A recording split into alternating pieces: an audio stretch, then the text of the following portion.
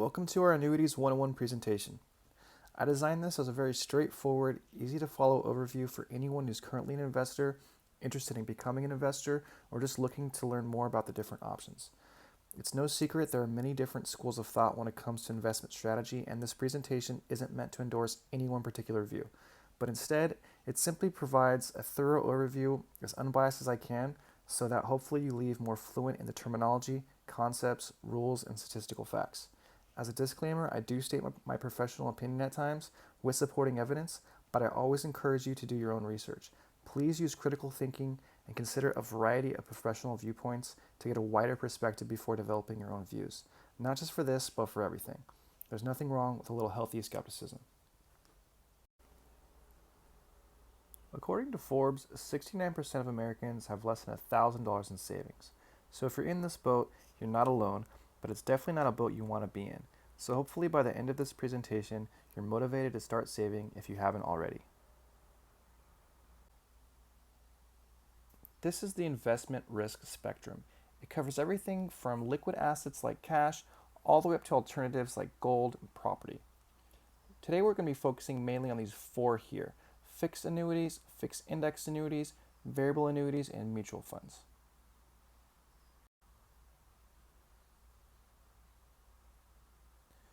Today we'll cover what an annuity is, how to choose the right annuity company, traditional versus Roth, annuity types, the investment options, compound interest, what a fiduciary is and do you need one, and also how do financial advisors get paid.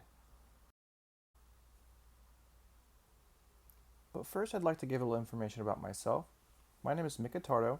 I have a degree in political science with an emphasis in global politics from California State University of Long Beach. I'm a retirement consultant, a life insurance, annuities, and Medicare specialist, and the president of Set Sail Insurance Group. As a broker, I have access to over 50 annuity and insurance carriers and an extensive up-to-date product knowledge on all of them, as well as many others. I've also personally dealt with many of these different companies and their agents at one point or another in my career. As an agency owner and as an industry insider, I have a wealth of knowledge on this subject, and I'd love to share some of that with you today so that you can make better, more informed decisions about where and with who you invest your retirement. We'll be referencing the S&P 500 quite a bit during this presentation, so if you've never heard of it or you have but you're still not quite sure what it is, I'll explain it. The Standard & Poor's 500 Index is a market capitalization weighted index of the 500 largest U.S. publicly traded companies. So basically it's an average of the top 500 companies in the United States. The index is widely regarded as a standard metric for the overall health of the stock market. And every year, these companies change. Some are swapped out for other companies because either they're underperforming or new companies come in who are performing better. Also, sometimes companies merge, like for example, Sprint and T-Mobile that just merged, so that will be changing the S&P moving forward. Okay, here we have a snapshot of the S&P 500 over the last 20 years. You see here we have the dot-com bubble crash, and then we have the 2008 market crash. About every 10 years or so, we see a big crash. This has actually been the largest bull run we've ever had in the history of the market. And a lot of people on the right will attribute this to Trump, saying that, he's such a great president, that's why our economy is booming. And then there are those on the left who say, no, well, this started under Obama, so, he's responsible for this. And I would argue they're both wrong. This isn't really a left-right issue. This is more of a top-down issue. It all has to do with the overvaluation of the market. Things like derivatives and credit default swaps, synthetic CDOs, and other speculative trading practices that have artificially inflated the market, coupled with the Federal Reserve's out-of-control printing of trillions of dollars and injecting it into the market just to keep it from crashing. On top of that, these mega financial institutions get a hold of that money first because they have a direct line to the Fed, and they use it to buy back their own stocks, making the value go up. This is the exact same kind of stuff that led to the 2008 market crash, and it's happening all over again right now. So, this is not normal, this is not natural, it's purely corporate greed gone wild, and it's just a matter of time before another crash happens. I don't want to go too far off topic from this presentation, but it is important to have a basic understanding of how this works if you want to make sound investment choices, which is why I bring it up here. If you want to learn more about the various causes of market crashes, I suggest doing a Google search. There's a wealth of knowledge on this, and I really don't want to belabor it. All right, let's get back on topic. What is an annuity? An annuity is a contract between you and a bank, a credit union, hedge fund, or an insurance company where you make a lump sum or a series of payments to that company and in return obtain regular disbursements beginning either immediately or at some point in the future. Every annuity contract is insured by the federal government up to $250,000 if that company were ever go bankrupt. Tax sheltered annuities or tax deferred and Roth options are also available for most annuity types. All right, not all companies are equal. So when you're looking for an annuity company, it's definitely important to understand how they differ. Okay, so some have higher financial ratings than others. They start with AAA and they go all the way down to triple C. So the higher the financial rating, the better the company. Simple as that. Okay. Some companies are publicly traded while others are privately held. This is definitely important to know. Some have been around for over 100 years while others have only been around for a couple decades or even less than that. Definitely research when you're looking for a company. Also, a good rule of thumb is company name isn't everything. Typically, the more they spend on advertisements, the less they invest in their products. Okay, so if you see a company name a lot in sporting events or on TV or on ads on the radio, that usually is a pretty good indicator that they're not really investing a lot in their products. They're really just spending it mostly on advertising. Okay, so some offer more competitive products than others. Definitely important to compare the different products that companies offer. All right, some only offer TSA or tax deferred options, while others offer Roth options as well. Some only offer actively managed mutual fund or variable options, while others offer passively managed fixed and index options. Again, we'll get into the Roth versus tax deferred and these actively managed versus passively managed options in a little bit. I just want to let you know that there's different companies offer different ones. Okay, it's highly advised you meet with a trusted broker contracted with several of these companies who can provide an unbiased comparison of their products before purchasing any annuity. Think of an annuity as an umbrella, and under that umbrella there are two sides, the traditional and the Roth, which I'll explain in a minute. Under each of those sides, there are different annuity tax codes that you qualify for depending on your employment. I also want to mention that a 401k isn't technically an annuity, but all the same rules apply, so I've added it here for this example.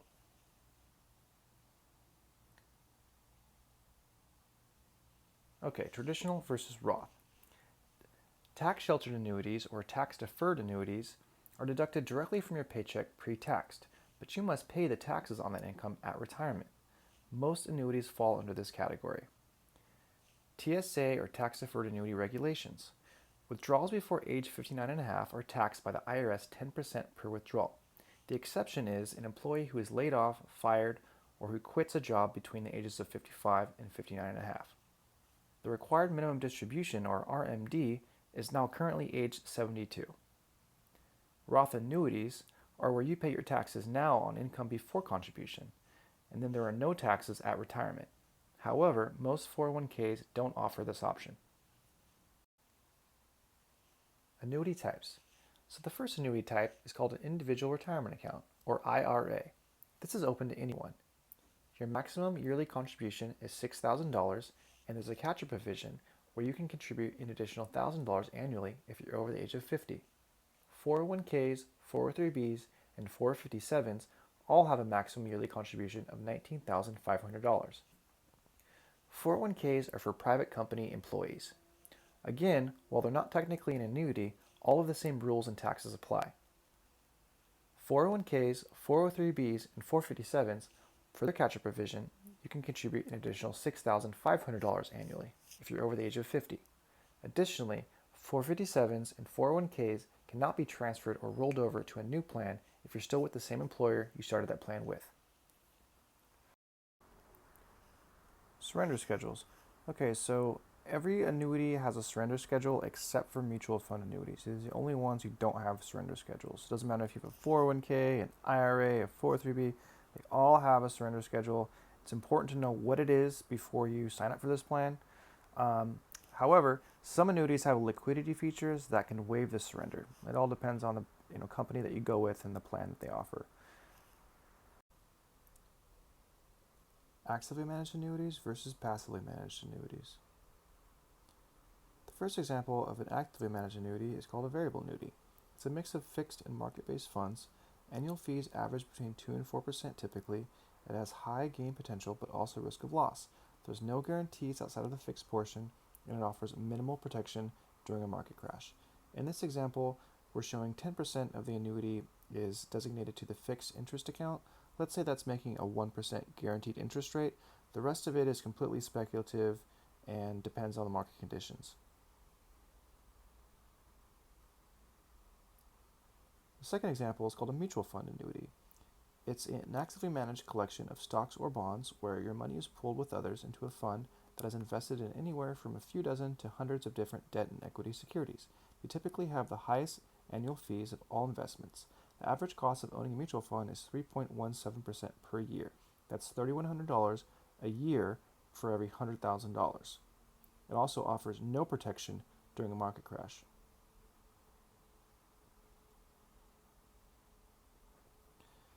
Here's an example of what an actively managed fund looks like. So here we're using the S&P 500 as the example here. So it's going up with the market and down with the market. Okay, and we'll get into the other two examples in a little bit. Actively managed fund fees. Examples include mortality and expense fees, maintenance fees, admin fees, fund expense fees, load fees, and distribution fees.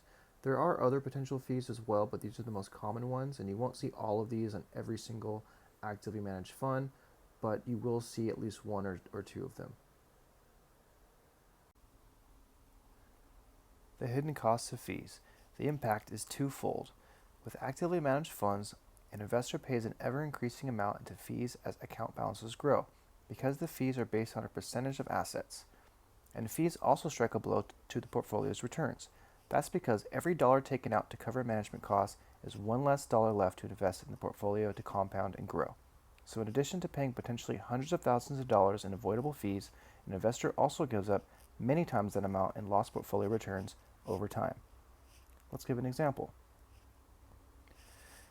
This example is based on a mid-cap mutual fund at 7% growth annually, with a conservative 1.02% management fee. Because the 1.02% investors pay annually is taken out as a percentage of the portfolio's value, the larger the portfolio, the more an investor pays. Even though the investor continues to get the same 7% average annual return, the percentage of value lost to fees climbs higher as the years pass. In this example, from ages 45 to 65, the loss of fees increases from 12% to over 25%. In all, over the course of 40 years, the impact of fees is more than $592,000.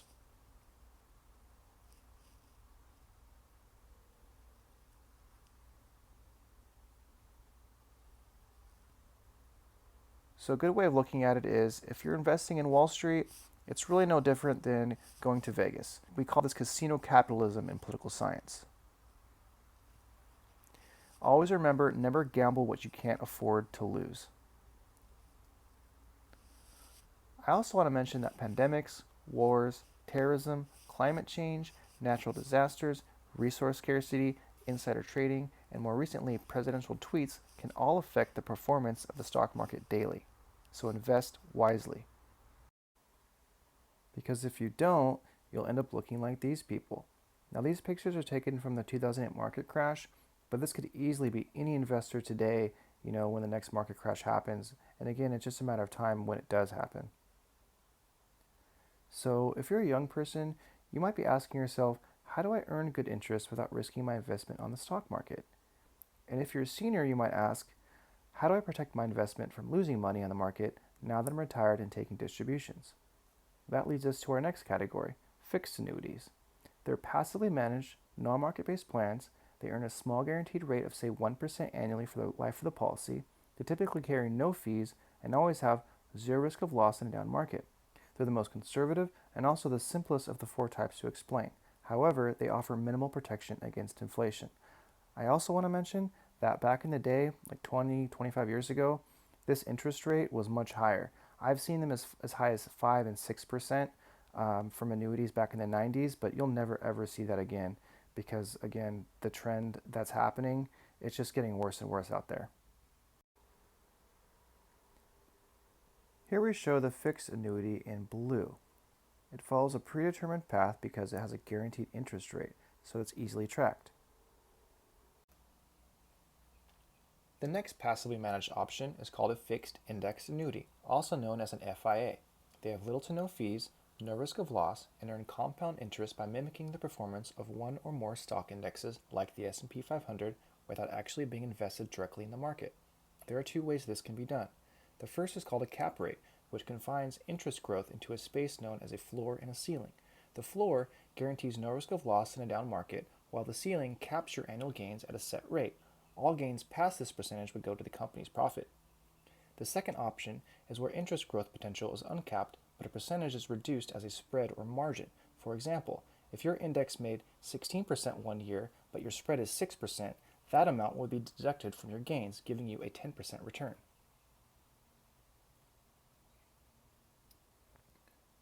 Most FIAs also come with extra incentives to purchase, like matching bonuses and additional benefits riders. For example, a company may offer a 10% match on transfers and new premiums for the first 7 years.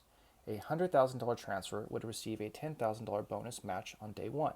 Different products offer different match percentages and options. Additionally, some FIA companies offer guaranteed income for life riders, which effectively pensionizes your annuity so it'll never run out and last you for your entire life. I just gave a lot of information here, and I can tell it might be a little complicated to understand, so let's give an actual example. In this example, we have an FIA shown in red and a mutual fund in black. Both annuities start with $100,000, but this particular FIA has a one-time bonus match of 10%, which immediately brings its value up to $110,000. That year, there was a dip in the market of 19%, and we see the mutual fund decrease to $81,000, while the FIA flatlined, not losing any money. This is a great example of how the floor we talked about works. The following year, the market returned 21%, and the mutual fund shot back up to $98,000, while the FIA only gained 6%, because that was the cap or ceiling of that particular product. We continue to follow both annuities growing respectfully until the 2008 market crash, where we see the devastating loss of the mutual fund, which almost completely loses everything, while the FIA trudges along, not being affected at all. This is a perfect example of the power of what an FIA using a floor and a ceiling can achieve versus a more risky investment like a mutual fund. Going back to our first graph, now we focus on the FIA in gold compared to the fixed annuity in blue and the S&P 500 in red, representing an actively managed annuity. Again, this shows the power of what an FIA can achieve, growing at compound interest over time, providing dependable inflation-proof income at retirement.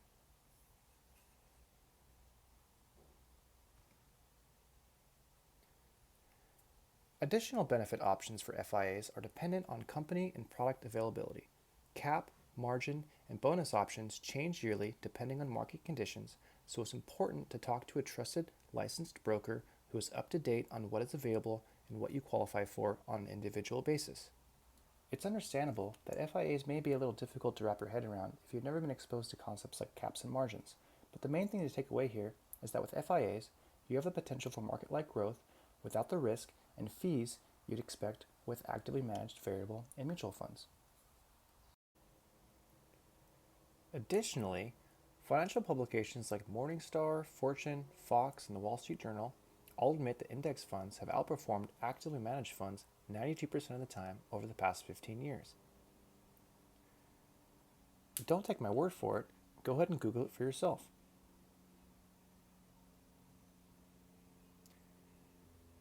It's also no surprise why financial gurus like Tony Robbins and Warren Buffett are also huge proponents of index funds.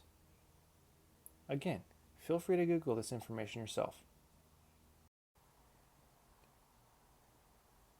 Here we see a comparative chart of all the annuity options we've discussed so far compared to other options like savings and money market accounts. As you can see, FIAs are the only option that can guarantee protection of principal, tax deferral, guaranteed lifetime income, and growth potential.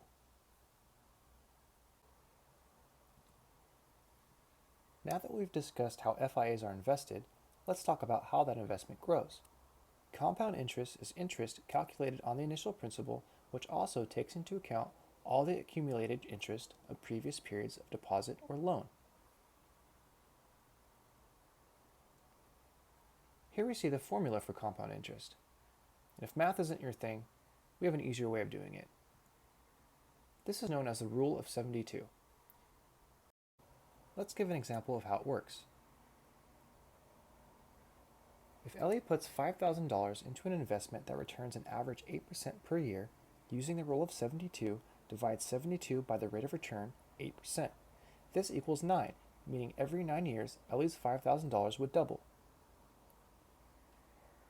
By saving only $150 a month with an initial investment of $5,000, you can more than triple your investment over the course of 25 years on an account that earns 8% interest annually. But wait, it gets better. If you have a tax-free investment like a Roth or a life insurance product with cash value like a universal life policy, you earn triple compound interest.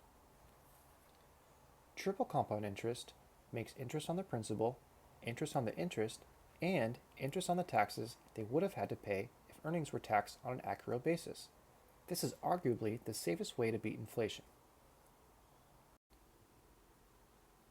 This isn't a presentation about inflation, but I quickly want to show a chart showing the exponential curve that has occurred since Nixon removed the US dollar from the gold standard in 1971. Since then, the Federal Reserve has just been printing money like crazy. This is the prime reason for the devaluation of currency, which is why it's so important that your investments earn at least 3 to 4% annually just to beat the rate of inflation. Otherwise, you're actually losing money because the rate of inflation decreases the value of the dollar each year, especially every time the Fed dumps another $1 trillion into the economy just to keep everything from crashing down. If you're interested in learning more about inflation and the history of money and how it's created in the US, there have been many books and documentaries made that go into the subject in detail. A great resource I recommend that quickly covers this is the crash course over at peakprosperity.com. You can also find it on their YouTube channel, which I'll provide a link to below. Let's talk more about tax-free options. With tax-free plans, all premiums come out of your bank or savings account after taxes, and you pay no taxes on the principal or gains in the future. The upside of this is that you don't have to worry about what your tax rate will be when you retire, and all the money saved and gained cannot be taxed again. The only downside is that you could potentially be in a higher tax bracket until retirement. It's recommended that you first consult with your tax professional to see if this is a good option for you. Examples of tax-free options include Roth IRAs, Roth 403bs, Roth 457s, Roth 401ks, and universal life policies. We'll get into more about these in our next presentation, covering everything about life insurance. Okay, what is a fiduciary? According to Cornell Law Dictionary, fiduciary duty is the highest standard of care. It entails always acting in your beneficiary's best interest, even if doing so is contrary to yours. For a financial advisor, this may mean recommending products that result in reduced or no compensation because it's the best option for the client. Certified financial advisors and registered fiduciary titles aren't everything. Just because someone is legally obligated to place your benefit before their own doesn't mean they actually do. Bernie Madoff is a perfect example. If you don't know who he is, I highly recommend you Google him. Ultimately, it is the advisor's actions that determine whether he or she is a fiduciary. Giving continuous, comprehensive advice is considered acting in a fiduciary role, while simply selling products is not. Don't be afraid to interview advisors and ask pointed questions about their fiduciary role and what steps they take to ensure the client's interest comes first. The main message for investors now is don't get too caught up in the technical language of fiduciary definition, but instead think about what services you want from a financial professional and ensure that you get them. Not all investors need fiduciary guidance. Do I need a fiduciary? If you're interested in risky market-based investments, then it's a good idea to seek out a trusted registered financial advisor to give you some peace of mind. Just remember that at the end of the day, you're paying them a fee from your investments to gamble your money. On the other hand, if you're interested in more conservative, passive investments, you only need to seek out a trusted broker who can transparently compare a wide range of products from different insurance providers to help you decide which best meets your needs. For extra peace of mind, whether your advisor is a registered fiduciary or not, you can ask them to sign a document like this, which you can use against them in a court of law if you ever found they were not acting in your best interest. It's also a good idea before working with any advisor to check their license number online. Here's a link to the state of California. If you live in a different state, you can also look up those online just as easily. There you can check to see the agent's status, if they have any marks against their record, all the companies they're appointed with, and how long they've had their license. Here's a copy of mine. Okay, how do financial advisors get paid? An advisor who receives both a flat fee and commissions is considered fee-based. Registered fiduciaries must only be fee-based. Non-registered fiduciaries can be commission-based or fee-based. For example, an advisor who recommends actively managed plans makes annual commissions directly from their client's investments deducted as a fee, regardless of if their client is making or losing money on the market. A broker like myself, who only works with passively managed plans, is paid directly by insurance companies based off the volume they bring into the company. These commissions never come from our clients' investments. I'm often asked, when is the best time to start saving? Well, consider this last example. Chris and Jen both invest $100 monthly at a 5% annual compound rate of return. Chris begins investing at 25, putting away $100 monthly until 65, and Jen begins saving $100 a month at 35. An extra 10 years of savings means that Chris has about $162,000 in his account, while Jen only has $89,000 by the time she's 65. Chris's balance is nearly doubled that of Jen's, and he contributed only $12,000 more of his own money. This is the power of compound interest. And lastly, if you already have an actively managed annuity like a 401k or a mutual fund, you may be able to transfer it to an FIA to protect it from future loss and earn a healthy bonus just for making the switch. If you have a 401k through your current employer, you can choose to diversify a portion of your savings into an IRA or no longer contribute to your 401k at all. You cannot transfer a 401k while still employed with the same company. If you have an old 401k from a previous employer or you're retired with a 401k, you can roll it into a fixed or index IRA to protect it from market loss. If you have a variable or mutual fund 403b or 457 through your employer, you may be able to transfer it to a fixed or index version. And lastly, if you have a variable or mutual fund IRA, you may be able to transfer it into a fixed or index version. If you're interested in learning more about the options you have, or have questions about our other services, please visit our website at setsailins.com to schedule a free consultation. Thanks for your interest, and we'll see you next time.